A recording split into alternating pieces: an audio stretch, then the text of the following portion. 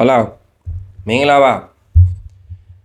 ဒီနေ့တော့ကျွန်တော်ဘိုးရာကနေထုတ်ထားတဲ့ဒီ M1 Pro 2 mic ကလေးအကြောင်းကို review ကလေးလုပ်ပေးသွားမှာဖြစ်ပါတယ်ကျွန်တော်ကတော့ဒီကောင်ကိုကျွန်တော်တစ်နှစ်ကျော်ကြီးကိုကျွန်တော်တောင်းလာခဲ့တာပေါ့နော်အခုတော့ဒီကောင်လေးဝယ်လိုက်တော့ကျွန်တော်ဒီကောင်ကိုမသုံးဘဲနဲ့တင်ထားခဲ့တာဆိုတော့ကျွန်တော်သုံးခဲ့တဲ့အတွေ့အကြုံရဲ့ဒီကောင်ရဲ့အရေးအသွေးတွေကိုဒီနေ့တော့ review ကလေးလုပ်ပေးသွားမှာဖြစ်ပါတယ်ဒီကောင်ကဘိုးရ M1 Pro 2ဆိုပေမဲ့ M1 နဲ့ကတော့လုံးဝမဆိုင်တာဒီကောင်ကသူ့ရဲ့ပုံစံဒီဇိုင်းကတော့ Collan ဆိုတော့ဒီမှာကလေးလည်းပါတယ်သူ့ကိုအတက်ဖြုတ်လေလုပ်လို့ရတာပေါ့ဒီမှာကလေးဒီမှာ Collan မှာညှက်တယ်ပြီးတော့ဒီရဲ့ဝယ်တော့သူ့ရဲ့ဂျုတ်ထဲမှာကျိုးတွေတော်တော်ပါတယ်ကျိုးချက်ပင်အကြီးတွေရောဒီကျွန်တော်ဘယ်နာတင်ထားလိုက်လဲတော့မသိဘူးရှာမတွေ့တော့ပြီးတော့ဒီသူ့မှာကအာသာချက်တစ်ခုက M1 တုန်းကလို့မဟုတ်ဘူး M1 မှာကတက်ခဲထည့်ရတယ်ဒီ R40 ခွန်ထင်တယ်အဲ့တက်ခဲထည့်ရတယ်ဒီကောင်ကကျတော့တက်ခဲထည့်စရာမလိုဘူးပြီးတော့ဒီကောင်မှာကင်မရာမုတ်ရယ်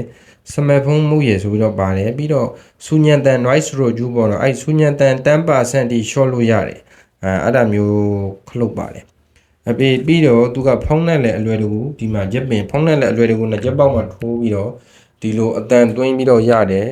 နှစ်ချက်ပေါက်မပါတဲ့ဖုန်းဆိုရင်လည်းဒီလိုမျိုးတိုက်စီတူဒီဂျဲဝူးစာတကူဝယ်လိုက်ရင်ရပြီပြီးတော့သူ့ကိုဒီထဲမှာထိုးမယ်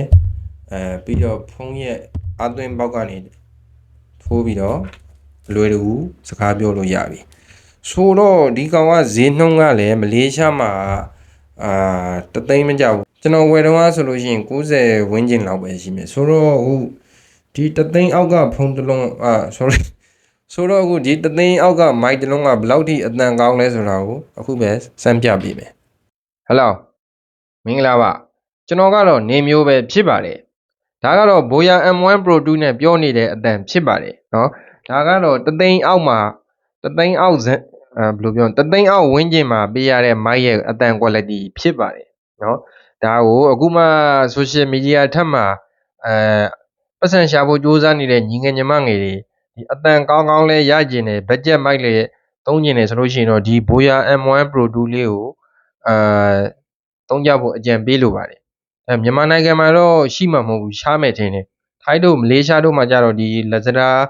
TikTok Shopee တို့ကနေအလွယ်တကူဝယ်ယူလို့ရတယ်ဈေးနှုန်းအနေနဲ့ကတော့80 ringgit ပေါ့နော်မလေးငွေ80 ringgit ဝန်းကျင်ပတ်ချလေလောက်ပဲရှိမယ်ဆိုတော့